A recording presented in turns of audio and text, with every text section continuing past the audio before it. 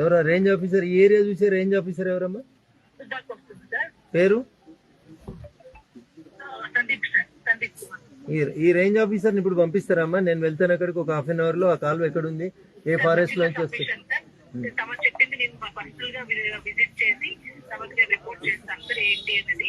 Concern irrigation department వాళ్ళతో కూడా మాట్లాడి దానికి ఏమవుతుంది ఏం కావాలని కూడా అడిగి మీకు నేను 2 days తర్వాత చెప్పగలుగుతాను సార్. ఇరిగేషన్ డీ గారు వచ్చి అక్కడ ఉన్నారు మేడం. మాచిన్పల్లి అనే విలేజ్ లో వెయిట్ చేస్తున్నారు. ఇరిగేషన్ డీ గారు వచ్చినారు. వారు ఒకసారి నాకు కలిసి తెలుస్తాను ఆయన ఏం అడుగుతున్నారు ఏంటి అనేది నేను నిర్ణయం తీసుకొని మీకు నేను రిటర్న్ ఏమేమి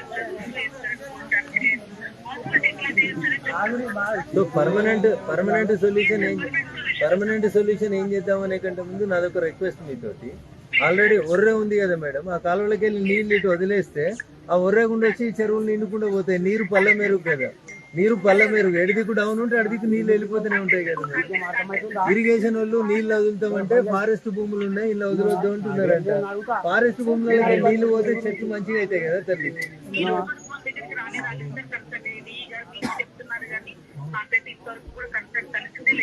అదే మేడం, ఒక డిపార్ట్మెంట్ కి ఇంకొక డిపార్ట్మెంట్ కి మధ్యలో ఈ మాట ముచ్చట లేకపోవడం వల్ల ఈ పంచాయతీలు నడుస్తుంది.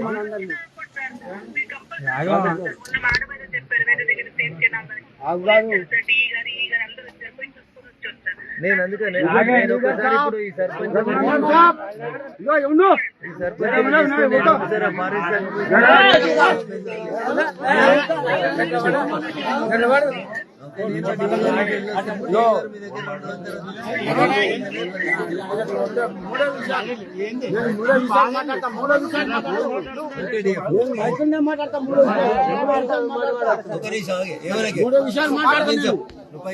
మూడు విషయాలు ఏం మాట్లాడతా నేను పైకి మూడు విషయాలు మాట్లాడుతున్నాను.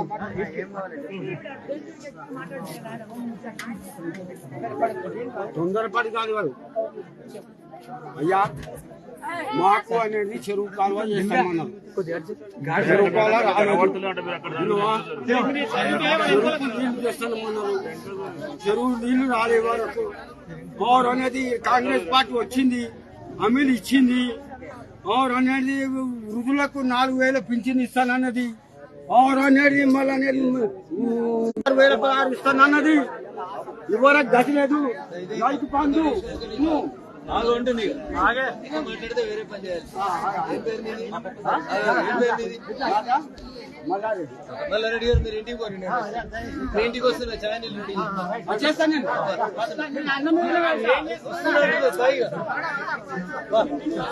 వస్తున్నా ఇంటికి వస్తాను.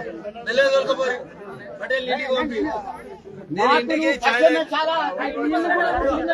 తాగేందుకు వస్తున్నా. ఇంటికి వస్తుండే